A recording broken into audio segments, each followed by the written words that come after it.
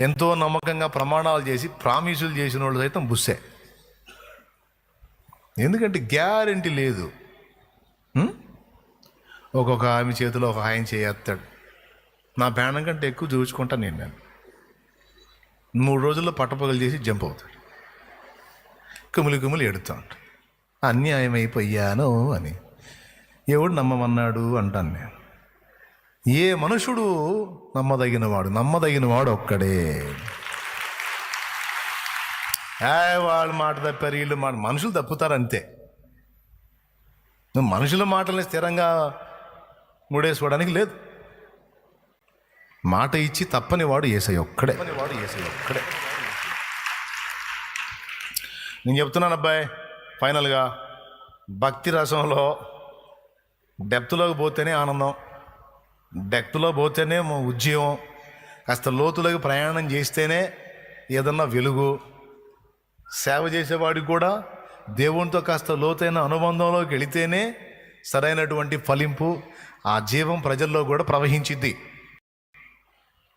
Pastor గారే పైన ఉన్నాడు అనుకో, విశ్వాసులు ఇంకా పైన ఉంటారు.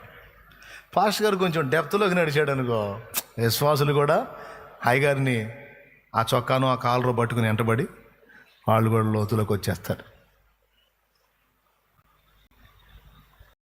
లేకపోతే కష్టం. నేను అందుకే అందరికీ చెప్తున్నా, నీకు అప్పులు ఉన్నాయి, బాధలు ఉన్నాయి, సమస్యలు ఉన్నాయి, నీకు ఉద్యోగం కావాలి, పిల్లలు కావాలి, సంతానం కావాలి, సమస్యలు ఉన్నాయి, ఆయన్ని తీరాలి, రోగాలు తగ్గాలి, ఇవన్నీ తెలుసు ఆయనకి. నాకున్నాయి సమస్యలు, నీకున్నాయి. నాకున్నాయి ఆర్థిక ఇబ్బందులు, నీకున్నాయి. నాకు అవసరతలు ఉన్నాయి, నీకు అవసరతలు ఉన్నాయి. ఇవన్నీ సెకండు. ఫస్ట్ దేవునితో సరైనటువంటి అనుబంధం. అన్నీ ఇచ్చినాక ప్రేమించడం కాదు. దావీదు ఏమీ లేనప్పుడు కూడా దేవుణ్ణి ప్రేమించాడు. అంతసేటు కొట్టకూడదు, ఏంది చేతులు నొప్పులు పడతాయి, మరీ ఎక్కువ కొడుతున్నారు మీరు.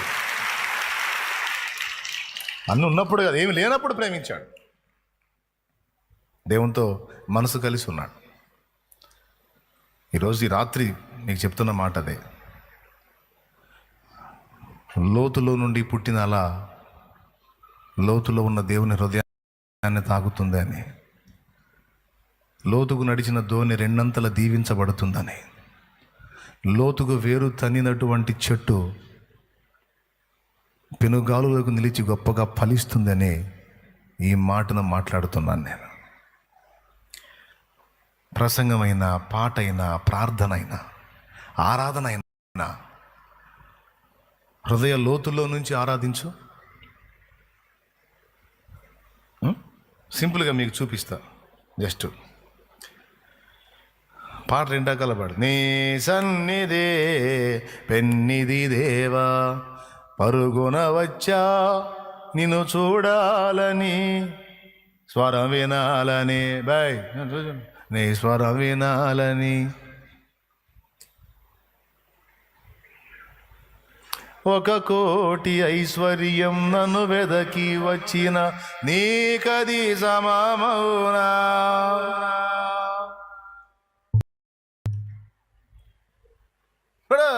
ఒక కోటి ఐశ్వర్యం నన్ను వెదకి వచ్చిన నీకదే సమమౌనా. కాదు బాబా, పొరపాటును కూడా కాదు. సంపద సిరి సంపద యేసయ్యా నిన్ను గూర్చిన అలంపులే నాకు.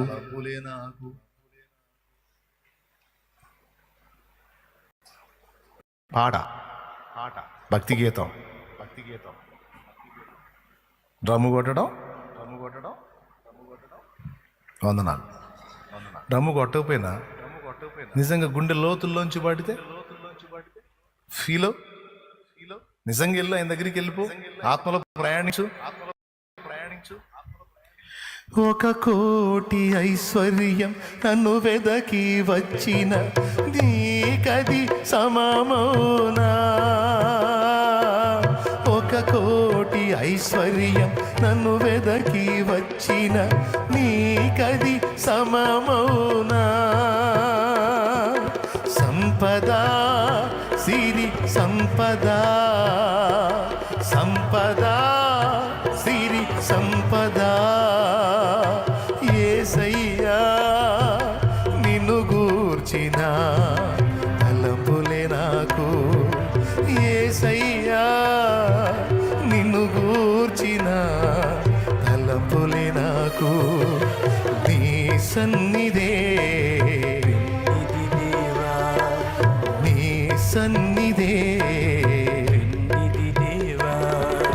పరుగున వచ్చా నిన్ను చూడాలని, పరుగున వచ్చా నిన్ను చూడాలని, స్వరమినాలని నీ స్వరమినాలని, స్వరమినాలని స్వరమినాలని.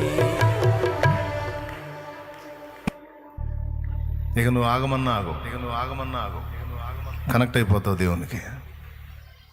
అయితే ముందు నేను కనెక్ట్ అవ్వాలి. ఏమవ్వాలి? నేను తన్మయించాలి, నేను లోతులో నుండి ఆయన ఆరాధించాలి. అప్పుడు నన్ను అనుసరించే మీరు కూడా అలా కనెక్ట్ కాగలుగుతారు.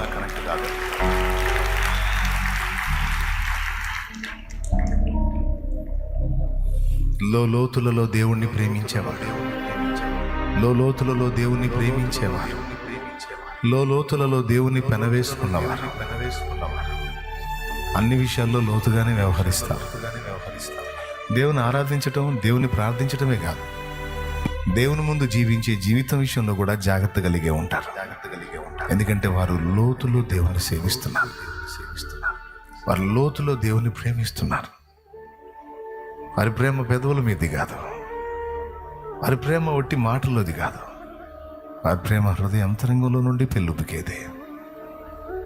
అది దేవునికి అభ్యంతరకరమైన చర్యలు చేయడానికి ఇష్టపడదు, దేవుని గాయం చేయడానికి ఇష్టపడదు. దేవుని మనసు నొచ్చుకునే పరిస్థితులు ఉంటే దాన్ని అడ్డుకోవటానికి ప్రయత్నిస్తుంది. దేవుని ఆత్మ అభ్యంతరపడే పరిస్థితులు ఉంటే వాటిని తొలగించి దేవుని సంతోషపెట్టడానికి ప్రయత్నించింది. ప్రియులారా, కొంచెం ఆలోచన చేయండి. మీలో ఎంతమంది దేవుణ్ణి నిజంగా హృదయాంతరంగంలో నుండి ప్రేమిస్తున్నారో, కలుసుకుంటున్నారో? మీలో ఎంతమంది యోధాలాగున్నారో, ఎంతమంది సీమోన్ లాగున్నారో నాకైతే తెలియదు. సీమోన్ అయితే మీరు కూడా నన్ను వదిలిపెట్టి వెళ్ళాలనుకుంటున్నారా అంటే ఏమన్నాడు తెలుసా? ఎక్కడికి వెళ్ళమంటావా? నిన్ను వదిలిపెట్టి ఎక్కడికి వెళ్ళాలి? నీ సన్నిధి కంటే మంచి స్థలం ఏది? చెప్పు, నువ్వే చెప్పు, ఎక్కడుంది బెటర్ ప్లేస్ ఏది? నిత్య జీవపు మాటలు గలవాడవు నీవు. అందరూ వదిలిపెట్టిన నీ వదలను ప్రభువా, వదిలి బతకలేను, నాకు నువ్వు కావాలి, నీ సన్నిధి కావాలి. ఇట్లా ప్రేమించే వాళ్ళంటే నాకు చాలా ఇష్టం అండి. దేవునితో అలాంటి అనుబంధాన్ని కలిగి ఉండి మాట్లాడుతుంటారు చూడు, వాళ్ళు ప్రవర్తిస్తుంటారు చూడు, వాళ్ళు దేవుని ప్రేమిస్తారు చూడు, వాళ్ళంటే నాకు పిచ్చ లైక్. పెద్ద సేవకులని కాదండి, నాకు ముందున్న పెద్ద వయసు సేవకులు కాదు. నేను రక్షణలో నడిపించిన ఆత్మీయ బిడ్డల్లో కూడా కొంతమంది అలాంటి మాటలు మాట్లాడుతుంటే దేవుని గురించి అన్నీ పక్కన పెట్టి వింటా మౌనంగా. మాట్లాడుతాడు ఇంకా చెప్పు, ఆయన గురించి ఇంకా నీకున్న అభిప్రాయం ఏంటి? ఆయనతో నీకున్న వ్యక్తిగత అనుబంధం ఏంటి? ఆయనతో నీకున్న వ్యక్తిగత సహవాసం ఏంటి? మాట్లాడతాముడు, బాగుంది, మాట్లాడు, నాకు ఇష్టం. కొంతమంది ఉన్నారు మనుషులతో అనుబంధాన్ని ఇష్టపడతారు. నా దగ్గరికి వచ్చేవాళ్ళు కూడా కొంతమంది ఉన్నారు, నాతో అవకాశం ఉంటే ఏదైనా అనుబంధాన్ని ఏర్పరచుకోవడానికి. అనుబంధం అంటే ఇంకో రకంగా కాదండి, జస్ట్ ప్రేమపూర్వకంగా సహవాసం చేయటానికి చాలా ఆసక్తి కనపరుస్తారు తొలుత. నాకు తెలుసు దేవుణ్ణి బట్టి వీళ్ళు ఆసక్తి చూపుతున్నారా, లేకపోతే నాకు సమీపం కావడానికి ఆసక్తి చూపుతున్నారో నేను పసిగడతాను. వాళ్ళు ఒకవేళ దేవుణ్ణి బట్టి ఆసక్తి చూపినట్టయితే ఎప్పటికీ సన్నిధిని వదులుకోలేరు. సహవాసాన్ని వదులుకోలేరు. ఒక మనిషిని బట్టి ఆ అనుబంధం ఏర్పడితే ఇక్కడే కాదు ఎక్కడైనా ఆ మనుషులు అందరూ అనుకుంటే వీళ్ళు భక్తిలో కట్ అయిపోతారు, సహవాసంలో కట్ అయిపోతారు కొంతమంది. ఇట్లాంటి వాళ్ళని కూడా కొంతమందిని చూశాను నేను. నన్ను వెంబడించే వాళ్ళు ఇక్కడ కానీ దూరంలో కానీ ఎక్కడున్నా సరే నన్ను కాదు, నా దేవుణ్ణి కలుసుకోవడానికి ప్రయత్నం చేయడానికి, నాతో కాదు నా దేవునితో కనెక్ట్ అవ్వడానికి ప్రయత్నం చేయండి. నాతో కాదు, లోతుగా నా దేవునితో లోతైన అనుబంధాన్ని ఏర్పరచుకోవడానికి ప్రయత్నం చేయండి. అందుకే అందకుండా పోతూ ఉంటాను నేను అందరికీ. నికరంగా నిలబడి ఎవరికి అందను, పోతానే ఉంటా. ఎవరికైనా నిలబడి అందాను అనుకో, వాళ్ళు నన్ను పెనేసుకోవడానికి ట్రై చేస్తారు. అందుకే అందను, దాటి వెళ్ళిపోతానే ఉంటా. ఎందుకు తెలుసా, నా బిడ్డలందరూ ఆత్మీయ తల్లిగా తండ్రిగా నేనున్నాను. నేను అందితే నన్ను పెనేసుకోవడానికి ప్రయత్నిస్తారు. కానీ నేను ఎంతవరకు నా బిడ్డల్ని నేను నా తండ్రికి కనెక్ట్ చేశాను అనుకో, నేను ఉన్నా లేకపోయినా వాళ్ళు చెడిపోరు, పర్ఫెక్ట్గా ఉంటారు. ఎందుకంటే ఆయన నమ్మకమైన వాడు. నా జీవితంలో ఉన్న మార్పులు కలుగుతాయి కానీ ఆయన జీవితంలో మార్పులు కలగవు. నేను ఒకప్పటికి దూరం అవుతానే కానీ ఎప్పటికీ దూరం కాడు. నాతో అనుబంధం అన్న ఒక నాటికి తెగిద్దేమో కానీ ఆయనతో అనుబంధం ఎప్పటికీ తెగదు. Praise the Lord. అందుకే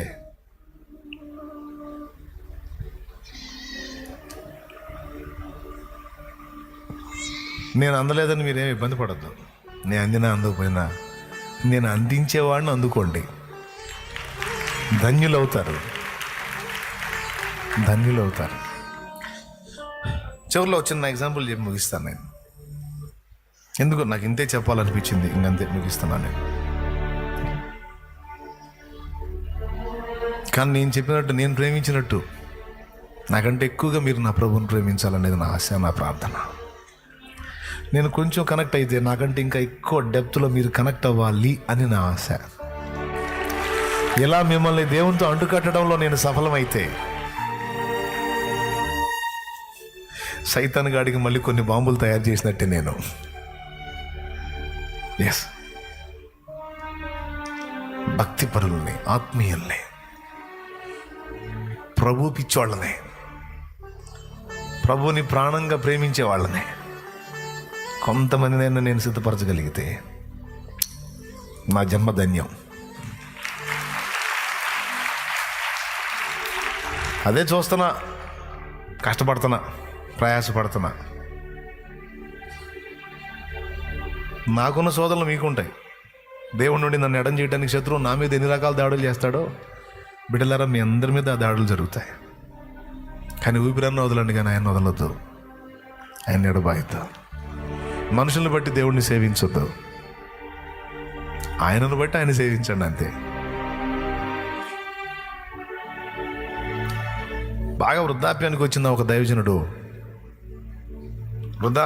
దైవజనుడు పిల్లలకు సేవ అప్పగించి విశ్రాంతి తీసుకుంటున్నాడట ఓ ప్రదేశంలో.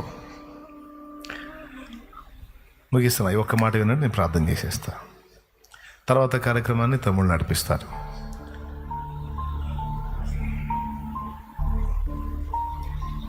ఆయన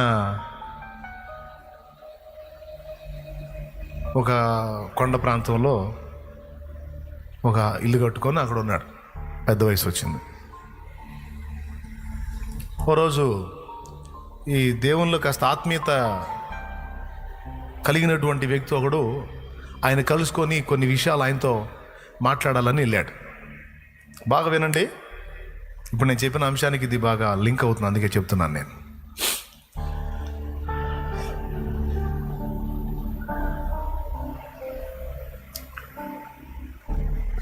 వెళ్ళి కూర్చున్నాడు. ఆయన కూడా నింపాదిగా ఉన్నాడు, ప్రశాంతంగా. ఓపిక ఉన్న కాడికి సేవ చేశాడు. పెద్ద వయసు వచ్చింది, తిరగలేకపోతున్నాడు. కూర్చున్నాడు, రెస్ట్లో ఉన్నాడు. మిగిలిన సేవ పిల్లలు చూసుకుంటూ ఉన్నారు. ఈ వెళ్ళినవాడు ఆయనతో అన్నాడు, పాస్టర్ గారు మీరు చాలా సేవా అనుభవం కలిగిన వారు, చాలా సంవత్సరాలు మీరు సేవ చేశారు, నిండు ముసలితనం వచ్చిన దాకా మీరు దేవుని పని చేశారు, నిజంగా మిమ్మల్ని కలుసుకోవటం నా ధన్యత. మంచిది నాయన, ఏంటి నీ సమస్య ఏంటి, నేను ఏం చెప్పాలి, నీకు ఏం చేయాలి? ఏం లేదు, నాకు కొన్ని డౌట్స్ ఉన్నాయండి, మీ దగ్గర పరిష్కారం దొరికిద్ది, సమాధానం దొరికిద్ది అని వచ్చాను నేను, నాకు చెప్తారా అన్నాడు. ఈ పెద్ద ఆయన దగ్గర, ఈ పాస్టర్ గారి దగ్గర ఆయన పెంపుడు కుక్క ఒకటి ఉంది. ఏముంది?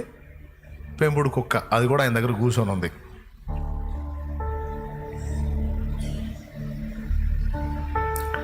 ఇతను అన్నాడు, క్రైస్తవ జీవితాన్ని కొంచెం పరిశీలిస్తే, వినండి బాగా, క్రైస్తవ జీవితాన్ని పరిశీలిస్తే కొత్తగా దేవుళ్ళలోకి వచ్చినప్పుడు ఉన్న పరిస్థితులు తర్వాత ఉండట్లేదు. చాలామందిని చూశాను నేను, అచ్చంగా దీన్ని ఒక పరిశోధన పెట్టుకొని చూశాను నేను. క్రొత్తగా ప్రభువుని కలుసుకున్నప్పుడు కొంతమందికి ఉండే ఆసక్తి, వాళ్ళు దేవునికి విధేయత చూపటం కానీ, దేవుణ్ణి ప్రేమించడం కానీ, దేవుణ్ణి ఆరాధించడం కానీ, ప్రతి క్రమాన్ని అనుసరించి సహవాసాల్లో కలవటం కానీ, కూటాల్లో కలవటం కానీ, ప్రేయర్స్లో కలవటం కానీ, నియమించబడిన కూటాల్లో వాళ్ళు అటెండ్ అవ్వటం కానీ, వాళ్ళు దేవుణ్ణి వర్షిప్ చేయటం కానీ, వాళ్ళ ఆత్మలకు సువార్త ప్రకటించటం కానీ, వాళ్ళు పవిత్రంగా బ్రతకటం కానీ, అంతా సూపర్గా ఉంటుంది స్టార్టింగ్లో. కానీ కొద్ది కాలం గడిచిన తర్వాత క్రమక్రమంగా మార్పు జరిగి ఒక 2-3 సంవత్సరాలు గడిచేసరికి లోకానుసారతలోకి తిరిగి ప్రారంభమయ్యి, మరో సంవత్సరం గడిచేసరికి ఒక 3-4 ఏళ్లలోకి వచ్చేసరికి లోకస్తులకి వారికి తేడా లేకుండా అయిపోతుంది. ఎందుకు అన్నాడు. నీలో ఎంతమందికి అర్థమైంది ఈ ప్రశ్న? కొంతమంది చేతులు ఎత్తలు అర్థం కాలేదా? మళ్ళీ చెబుతా. పాస్టర్ గారి దగ్గరికి, సీనియర్ పాస్టర్ దగ్గరికి ఒక మీలాంటి సహోదరుడు వచ్చి కూర్చొని ప్రశ్న అడుగుతున్నాడు. క్రొత్తగా ప్రభువులోనికి వచ్చినప్పుడు మనం కలిగి ఉండే ఆసక్తి క్రమక్రమంగా ఎందుకు తగ్గిపోతుంది? తగ్గకుండా ఉండదా? విశ్వాసులను చూస్తే క్రొత్తలో దేవునికి విధేయత చూపుతారు, దైవజనుడికి విధేయత చూపుతారు, ఏర్పరచబడిన నియామక కూటాలన్నిటికీ కలుస్తారు, పవిత్రంగా ఉంటారు, మాటని కాచుకుంటారు, కంటిని కాచుకుంటారు, అన్నీ కూడా క్రమంగా ఉంటారు, ఆరాధిస్తారు, ప్రార్థిస్తారు, సువార్త ఎగిరెగిరి ప్రకటిస్తారు, అన్నీ ఓకే. కానీ కొంతకాలం గడిచిన తర్వాత, 1-2 సంవత్సరాలు దాటిన తర్వాత, ఒక 3 సంవత్సరాల్లోకి వెళ్ళేసరికి ఎందుకని వాటన్నిటి నుంచి డౌన్ అయిపోతారు. చివరికి మరికొంతకాలం తర్వాత చూస్తే లోకస్తులకి వారికి తేడా లేని స్థితిలోకి ఎందుకు వెళ్ళిపోతున్నారు? ఇది ఆయన అడిగిన ప్రశ్న. ఇప్పుడన్నా అర్థమైందా? ఇంకోసారి చెప్పడానికి మాకే ఓపిక లేదు, అంతవరకే. ప్రశ్న అర్థమైంది కదా? ఈ మాట ఆయన అడుగుతూ ఉండగానే ఆ పాస్టర్ గారికి ఆ పక్క నుంచి ఒక కుందేలు దూకుతా వెళ్ళింది. కుందేలు గంతులు వేసుకుంటూ వెళ్ళిందంట అవతలకి. కొండ ప్రాంతం కదా, అడవి కుందేళ్ళు ఉంటే గంతులు వేసుకుంటా అక్కడ సమీపంలో ఒక బండ సందు ఉంటే అందులోకి పరిగెత్తుతుంది కుందేలు. స్తోత్రం. ఈ పెంపుడు కుక్కను చూసావా? దైవజనుడి పెంపుడు కుక్క పెద్దగా అరుస్తూ దాని వెంటబడి పరిగెత్తింది. కుందేలు ముందెళ్తుంది, ఇది వెనకబడి పరిగెత్తుతుంది. ఈ గొడవిని చుట్టుపక్కల కుక్కలన్నీ వచ్చాయి, ఆ సమీపంలోకి వచ్చాయి. అవి కూడా గోలగోలగా అరుచుకుంటా, స్తోత్రం, అవి కూడా గోలగోలగా అరుచుకుంటా వచ్చాయి. కొన్ని గుట్టల్లోకి పరిగెత్తాయి, కొన్ని రాళ్ళ దగ్గరికి పరిగెత్తాయి, ఎటుపడితే అటు పరిగెత్తు, అవి కూడా గోలగోలగా అరుస్తున్నాయి. అరిసి కాసేపటికి సర్దుకున్నాయి. అరిసి కాసేపటి సర్దుకున్నాయి. ఈ పాస్టర్ గారి పెంపుడు కుక్క చూసింది కదా, ఇది మాత్రం దాని వెంట పడతానే ఉంది, దాన్ని ధరుముతానే ఉంది, గోల్ చేస్తానే ఉంది.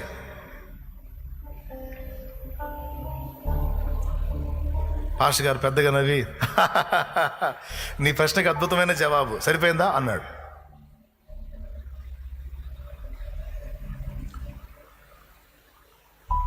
మీకేమైనా అర్థమైందా? ఏం అర్థం కాలేదన్న అన్నోళ్ళు చేతులు ఎత్తండి. అర్థమైందా? అట్టయితే చెప్పడం ఎందుకు, ప్రార్థన చేస్తా. మరి మీరు చేతులు ఎత్తలేదుగా, మరి అర్థం కాకపోతే అర్థం కాలేదన్నా అని చేతులు ఎత్తండి. అప్పుడు నేను అందులో ఉన్న రహస్యం చెబుతా. కొంతమంది చేతులు ఎత్తారు, కొంతమందికి అర్థమైంది అనుకుంటాను. ఈ చేతులు ఎత్తిన వాళ్ళకి అర్థమైన వాళ్ళు చెప్పండి. దేవునికి స్తోత్రం. స్టోరీ అర్థమైంది కానీ అందులో పాఠం ఏందో అర్థం కాల. దీన్ని నన్ను ఒప్పుకుంటారా? మీకు వందనాలండి. ఆహా, నీ ప్రశ్నకు అద్భుతమైన సమాధానం, ఇక సరిపోయింది అనుకుంటాను అన్నాడు ఈయన. ఆయన తెల్లముఖం వేసుకొని చూశాడు. నాకేం అర్థం కాలేదు సార్. నేను అడిగిన ప్రశ్న ఏంటి? కుందేలు వెంట కుక్క పట్టం ఏంటి?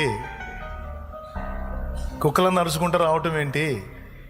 ఇందులో నాకు సమాధానం దొరకటం ఏంటి? ఏంటయ్యా అన్నాడు. అప్పుడు చెప్పాడు ఆయన, కుందేలు వెంట నా పెంపుడు కుక్క పరిగెత్తింది. దాని అరుపు విని మిగిలిన కుక్కలు కూడా పరిగెత్తినాయి.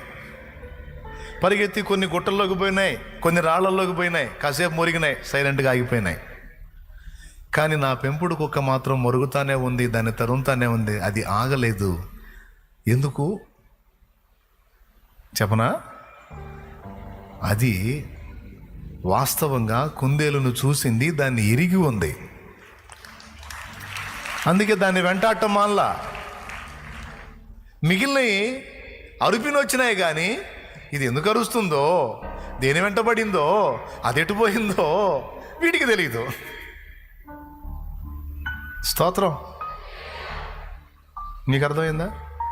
కాలేదా? చేయగలిగింది ఏం లేదు. దీని అర్థం ఏంటంటే, అన్ని కుక్కలలో కుందేలను చూసిన కుక్క ఒకటి, అది ఎటుపోయిందో గుర్తించిన కుక్క ఒకటి, దాన్ని వెంటబడి తరుముతున్న కుక్క ఒకటే.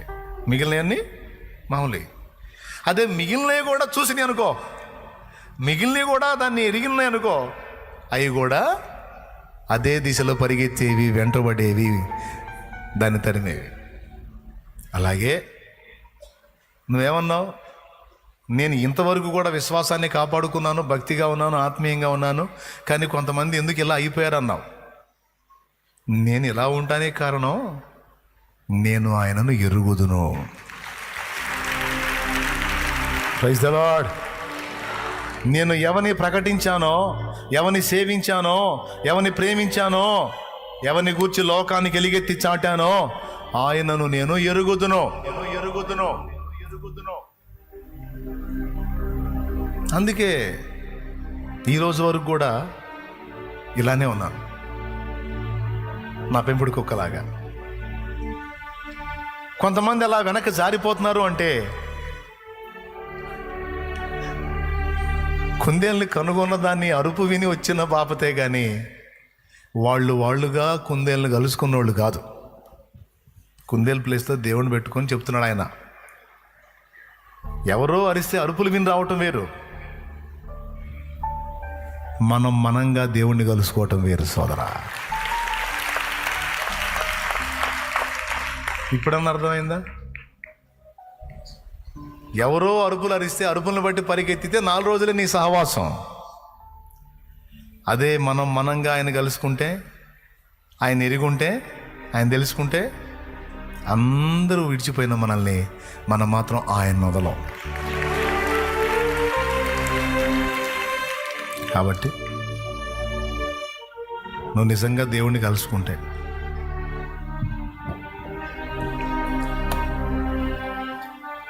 ఎంతమంది వెనక్కి తగ్గినా నువ్వు వెనక్కి తగ్గవు. ఎంతమంది పోరాటంలో ఓటమిని అంగీకరించి సర్దుకున్నా నువ్వు సర్దుకో. ఎంతమంది గుడారాల్లోకి తిరిగి పరిగెత్తినా నువ్వు దావీదులాగా యుద్ధరంగంలోకి వెళ్తావు, వెన్ను చూపవు. కాబట్టి దీన్ని ఆలోచించండి. నేను చెప్పిన ఈ ప్రాముఖ్యమైన విషయాన్ని మీరు కానీ గ్రహించగలిగితే, దేవుణ్ణి లోతుగా కలుసుకోవటం, దేవుని లోతులను కదిలించగలగటం, దేవుడు చెప్పినట్టు లోతుకు నడవటం దేవునితో రహస్యంలో లోతైన అనుబంధాన్ని ఏర్పరచుకోవటం అనేది నువ్వు చేయగలిగితే, సింపుల్గా చెప్తా, నువ్వు ఆయన ప్రపంచంలోకి వెళ్ళాలి, ఆయన ప్రపంచం నీ ప్రపంచం, మీ ఇద్దరు ప్రపంచాలు కలవాలి.